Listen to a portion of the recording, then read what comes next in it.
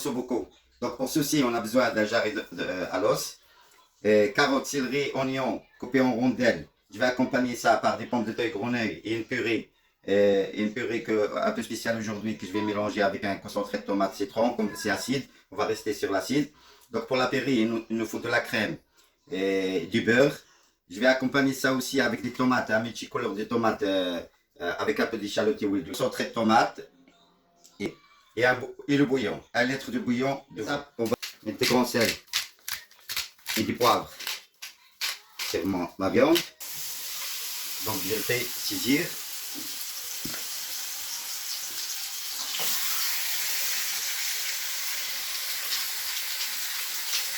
De ce côté-là.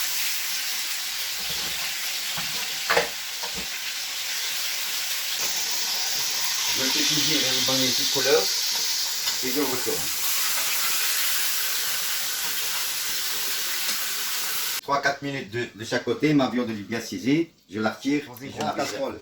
Comme j'ai une bonne quantité aujourd'hui, 12 personnes, je mets généreusement l'huile d'olive. Je fais revenir l'ail.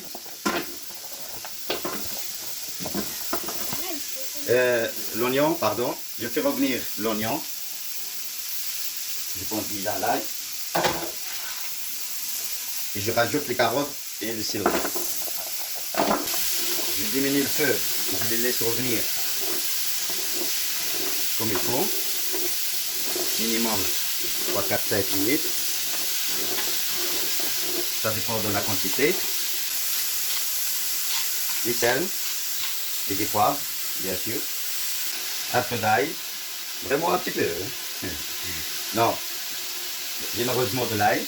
Et je viens mettre ma viande comme ça. Je diminue le feu et je le retourne de temps en temps.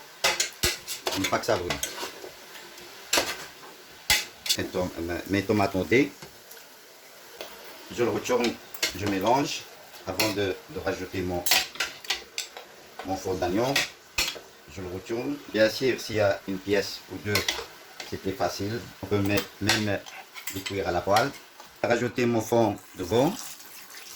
Je le couvre. Je laisse cuire à feu d'eau. Après une demi-heure, plus ou moins, je retire ma viande et je le mets dans un plat pour terminer sa cuisson au four. Et je le mets au four comme ça. Alors une petite astuce comme ma plaque elle est en panne, donc la vapeur ne marche pas. Une petite astuce pour les gens qui n'ont pas un four à vapeur, je mets un petit plat avec un petit peu d'eau dans le fond et ça va jouer le rôle de la vapeur. Dans la sauce, je vais remettre une bonne cuillère à café de paprika doux et de la coriandre. Ici, je vois qu'il n'est pas bien réduit, donc je ne vais pas mettre de roux. Mais si vous voyez qu'il est trop liquide, vous pouvez mettre des roux. Pour l'acidité, s'il est trop acide, on peut la casser avec un peu de sucre. Donc, mes pommes de terre, je vais mettre un petit peu d'huile. Je les ai cuites dans l'eau, je ne sais pas si je l'ai dit ou pas.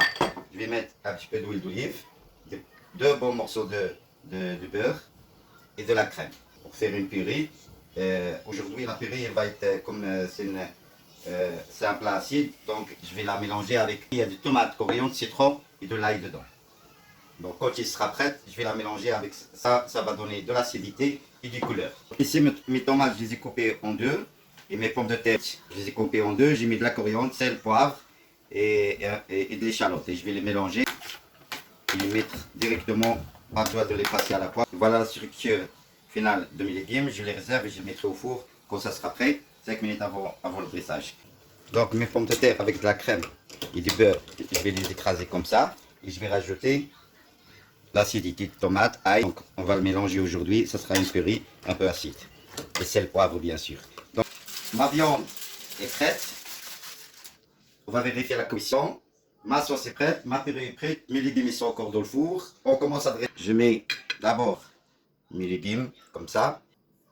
Je dépose ma viande au-dessus. Ma purée de pommes de terre acide comme ça. Tomate à côté.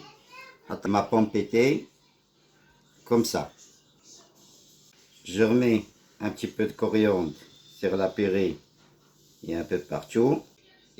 Et pour les gens qui aiment bien l'acidité, comme moi, je mets mon citron comme ça. Et voilà mon ossobuco. À l'occasion, l'ossobuco, ça veut dire l'os troué. Et bon appétit. Pour nous regarder, merci pour nous suivre et à très bientôt.